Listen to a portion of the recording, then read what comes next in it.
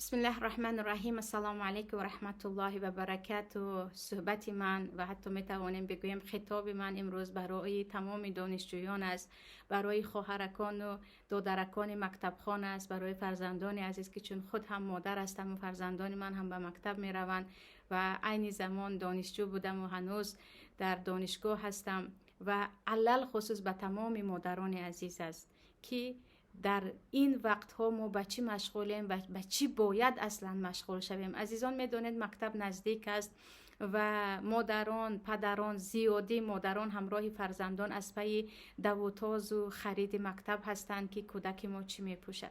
آره، پوشیدن لباس درست برای فرزند مهم است. فرزند باید لباس درست پوشد، نباید طوری بگردد که کسی او را بیند به حال و زارش رحم کند، یعنی حال افتاده نباشد. اما مصیبت ما در آنجا هست که به جای اینکه همراه فرزندمان نشینیم بگوییم مکتب نزدیک است، عزیز مادر امسال باید همین کتاب ها را بخوانی، امسال باید از پی همین چیزها باشی، من در آخر سال از تو تمامی چیزهایی که خواندی یک به یک میپرسم، تو به من گزارش دی که چی میخوانی این وقت. در آخر سال برای من کاملا برنامه هایی که انجام دادی و الان من برای تو نقشه کشیدم دربارش باید صحبت کنیم. این تقریبا در مادران ما نیست. اما چی میپوشد هر یک کودک، از جورابش شروع کرده تا کرته سفید و تا گلاستوکش و چیز دیگرش، همش را یک نقشه خوشرو میکشن. این مغازه به آن مغازه، این بازار به آن بازار، میگشتگی ها کم نیستن. آیا یکم بار فکر کردیم که این لباس ها برای کودک ما چی می آورد؟ ما از کودک خود چی تیار کرده ایستادیم؟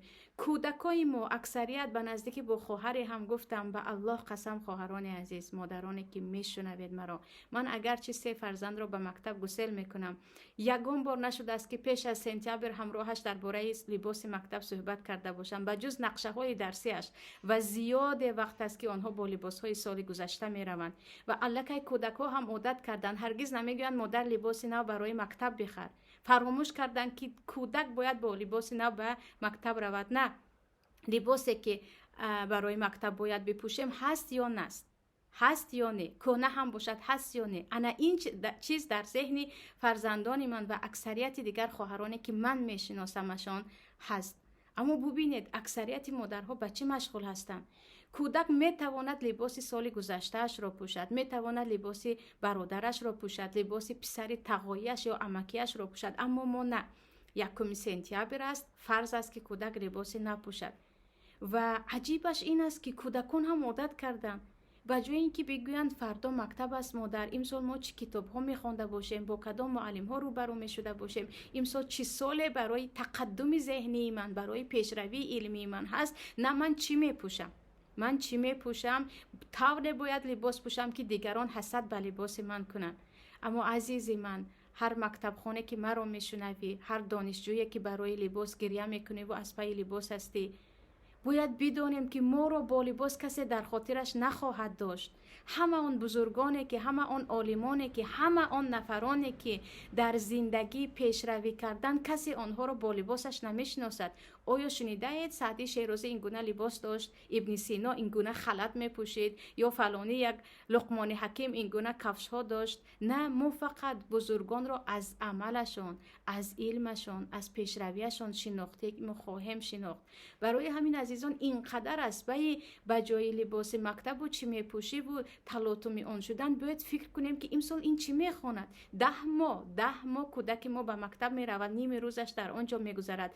این همه وقت اگر ما همچون پدر و همچون مادر نقشه نداشته باشیم به امید مکتب که هیچ فرزند در ذهنش هیچ چیز نیست که امسال چی میخواند فرستادیم، میبینید که بعد از 10 ماه کودک را باز تحویل میگیرد که چیزی در خاطرش نیست که چی خواند و چی ماند.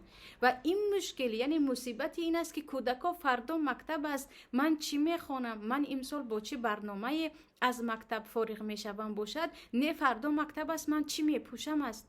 بی کودک و مادران هم همین گونه، پدران هم همین گونه، وای که معلمه ها هم همین گونه. زیادی معلمه ها هستند که برای نقشه فرزندان مردم در دست شما امانت هستند.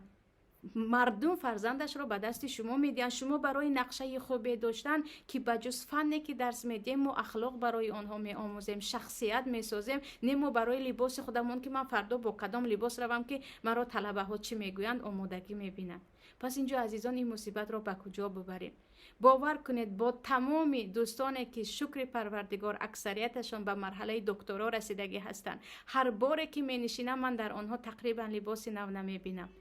دوستانی که همراهشان درس میخوانیم، دوستانی که در مسئله کتاب نویسی یا در مسئله ترجمه کتاب چیز دیگر با هم مشورت میکنیم، تقریبا من در آنها یک لباس رو میبینم. کسی از کسی خجالت هم نمیشود، کسی از کسی شرم هم نمیدارد. مصیبت ما این است که میگویم کودک شرم میدارد.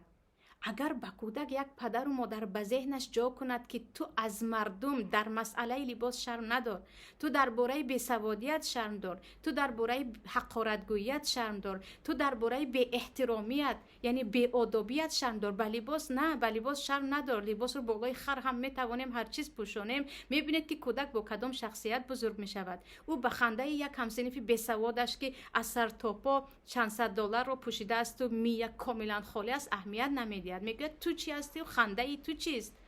سوادت نیست، برای من خنده ای تو مهم نیست. اما ما نه لباس کهنه کتی رود این خفه می شود، همسایه ها یا که دوستانش او را مسخره میکنن. آره به مسخره شدن لباس کودکمون اینقدر خواطریم. آیا به بیسوادی کودک خواطر هستیم؟ شنیده اید مادری رو که بگوید من خیلی خجالت میشم دختره که من صنف 11 رو تمام کرد گویا که این همه سال انگلیسی خوان، زبان انگلیسی هیچی نمیدوند، وای من خجالت میشم. شنیده اید؟ نه نمیشنویم. اما گریه مادران رو میبینید که دخترک من به ویپوسکنای ویچر لباس کهنه پوشیده رفت و یا که نرفت به خاطر اینکه اطلسی زیبا نداشت. انا این مصیبت است که این قدر مردم زیادی ما رو بیسواد کرده ایستاده است و دلم برای این کودکان، این دانشجویان میسوزد که دیگر از مکتب برایشان فقط جای نمایش لباس ساختند. زیادی ها میگن چیکار کنیم؟ مسلمه جان چیکار کنیم که مکتب مجبور میکند؟ عزیزم آیا مکتب لباس نو پوشگویان مجبور میکند؟ آیا مکتب لباس قیمت پوشگویان مجبور میکند؟ یا اینکه میگه نه با همین شکل لباس پوش که از شما مجبوری نیستید که شما حتما نوش رو خرید. یعنی الکی انسانیت خود رو فقط در لباس دیدن، احترام یعنی پوشش نو بودن، یعنی تو بیسواد باشی هم ببخشید خرمیه باشی هم اگر لباست خوش رو هست تو دیگر پیش صنفی بودن رو خود مادران می آموزند. خود عائله در ذهن کودک جا کرده است که یکم سپتامبر است با لباس نو می روی، انا فلانی هوس می خورد، انا می بینی فلانی مثل تو لباسش قیمت نیست. اما کودکی که از لباس گریه کرده کودک می آید مادر دلش گم می زند، قرض گرفته لباس می خرد. کودک از بیسوادی شرمنده هست. در تاجیکستان بیرون از تاجیکستان اینقدر از بیسوادی شرم میکند اما مادر پروا ندارد. من بیسواد که هستم بگذار بیسواد بماند. عزیزان باید این تفکر خطا، این عادتی که باور کنید مایان رو بر رذالت برده ایستاده است. به جایی که ما به جای فخر کردن با پیشروی علمی فخر رو در یک لته دیده ایستاده ایم، در یک لباس دیده ایستاده ایم و ببینید اینقدر بیسوادان چی پوشیده و چی ها گفته میگردن. خجالت هم نمیشوند. به خاطر چی خجالت نمیشوند؟ به خاطر اون که برای خجالت شدن حتی سواد ندارن، شعور ندارن. شعور برای خجالتی، برای بیسوادی با کتاب خواندن میشود، با علم خواندن میشود. اما ما چیکار کرده ایستادیم؟ برنامه‌ای که برای کودک یک مادر باید بکشد اینقدر به امید مکتب نه. این همه علما و بزرگان یکی ببینید به شاعران، یکی ببینید به دیگر تابعین و دیگر از شاگردان ابو حنیفه رحمت الله علیه و دیگران، اینها از دامان مادر علم را شروع کردن. دوستداری کتاب را، اگر همون روز کتاب نخواند گریه کردن را، بهای پایان گیرد به خود نآمدن را، اینها از مادر و پدر شروع یاد گرفتن. اما فرزندان ما از ما چی یاد گرفته ایستادن؟ لباس نپوشیدن، فخر کردن با لباس که این مصیبت است. پس بیایید با همین مسئله بگذار یک سال کودک کهنه پوشد، با کودک یاد بدهیم که عزیزی من لباس کهنه پوشیدن این بیچارگی نیست، بیسوادی بیچارگی است. عزیزی من خنده دو سه نفری که لباس نو دارن هرگز نباید تو رو بیازارد. تو شخصیت قوی باید باشی، کسی باشی که خنده های دو سه بیسواد تو رو نابود نکنه. تو باید به پیش روی. ببین وقتی پیش می روی، وقتی درس می خونی، پس از چند سال اینها در کجا می شوند و شما در کجا می شوید؟ من بارها به شاگردان، به دخترکان 17 ساله 18 ساله میگویم دخترکان، هر کسی رو ما به خاطر داریم، به خاطر اخلاقش در یاد ما هست، به خاطر سوادش در یاد ما هست. کسی رو ما با لباسش در یاد نداریم. در یادتون هیچ نیست که فلانی رو خیلی دوست می داشتم، فلان لباس می پوشید. نه، ما میگیم این گونه اخلاق داشت، این گونه صحبت داشت، این گونه آداب داشت. پس بیاید به فرزندان خود هم یاد بدیم عزیزان که پیشروی علل خصوص مکتب، علل خصوص دانشگاه جای نمایش دادن لباس نیست، جای ذهن خود را صیقل دادن، جای علم و آداب گرفتن است. و اینجا در ما حدیث ابو هریره است، در صحیح بخاری و دیگر کتاب ها هست. پیامبر دعای بد میکنن آنی که بنده لباس است. تعیس عبدالخمیس و عبدالخمیل، یعنی هلاک شود، بدبخت شود آنی که بنده لباس است، بنده متاع و قماش است. باز در دوامش پیامبر صلی الله علیه و سلم میگویند تعیس و انتکس، نابود شود، هلاک شود، بدبخت شود. و اذا شیک فلنتقش، وقتی بلای به سرش می آید بگذار بلا از سرش نرود، در بلا بماند. چرا؟ برای اینکه انسان وقتی بنده لباس شد دیگر خیال او فقط لباس می شود، پیشروی او فقط لباس می شود، گریه او به خاطر لباس می شود، خرسندی او به خاطر لباس می شود. وقتی انسان متعلق به لباس شد دیگر می بیند و هیچ چیز رو فکر نمی کند. با یک پارچه لباسی که بالای سرش می پرتایی و دیگر دلش رو به تو می کشاید، و یک لباس کهنه که مبادا دادی دیگر تمام بدیهایت رو فراموش می کند وقتی انسان بنده لباس شد. اما مایان اکثریت، مصیبت اینجا است که اکثریت کودک خود را بنده لباس شدن را یاد داده ایستادیم، در حالی که دعای بد پیامبر است بالای کسی که دیگر همیشه فکر و خیالش لباس است، فکر و خیالش لباس است، دیگر چیزی رو نمیداند. پس بیاید این مسئله رو یک بار از نزدیکتر ببینیم، یک بار با فرزندان صحبت کنیم، یک بار به فرزندان یاد بدهیم که چگونه او بر ضد شهوت خود، یعنی خواهش خود، بر ضد خواهشان دیگران او میتواند همون طوری که ساده و بدون ریاکاری و بدون نوپوشی و پول زیادی پدری مرد کاری بیچاره رو صرف کردن به مکتب رفته میتواند، با لباس کهنه رفته میتواند و او میتواند به همسنفانش یاد دهد که پیشروی لباس نه. معلم کسی رو احترام میکند که عقل بالا دارد، سواد بالا دارد، نه اینکه لباس قیمت‌تر دارد. بیاید این رو با فرزندان صحبت کنیم. و این چنین دخترکانی که دانشجو هستند که زیاد الکی با هم در تماس هستند، عزیزان خواهرکان، 5 سال دانشجویی میگذرد، بعد از 5 سال شما یکی میبینید که در میه هیچ چیز نیست، اما قود به قود لباس های پوشیده شما یک طرف هست، نه در یک جای شما می توانید درست کار کنید،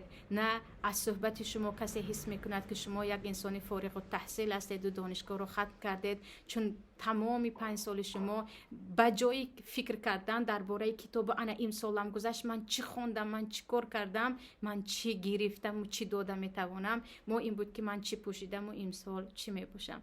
پس باید مدتی مکتب یا گفتیم وقتی درس خوانی، وقتی دانشجویی، یک وقتی هست که گمان میکنیم خیلی آسان از زود میگذرد، اما نصف عمر است، یعنی نصف عمر جوانی است، تمام کودکی فرزندان ما رو میگیرد. بیاید برای کودکان نقشه کشیم، برای مکتبشان بعد از مکتب چی میخواند چی نمیخواند، یک نقشه خوبه برای امسال از سپتامبر تا ماه می کودک من چی ها باید خواند، از پس این باشیم، نه اینکه از پس اون باشیم که چی میپوشد و بعداً باز چه خیل با کدام لباس می رود و چیزی دیگر. این بود صحبت من همراه شما. خیلی امید دارم از الله یگانه که تاثیر کند برای خواهران و مادران عزیز و این سال رو سال لباس نه، سال دانش و سال پیشروی در علم برای خود قرار بدهند و تصمیم گیرند. السلام علیکم و رحمت الله و برکاته.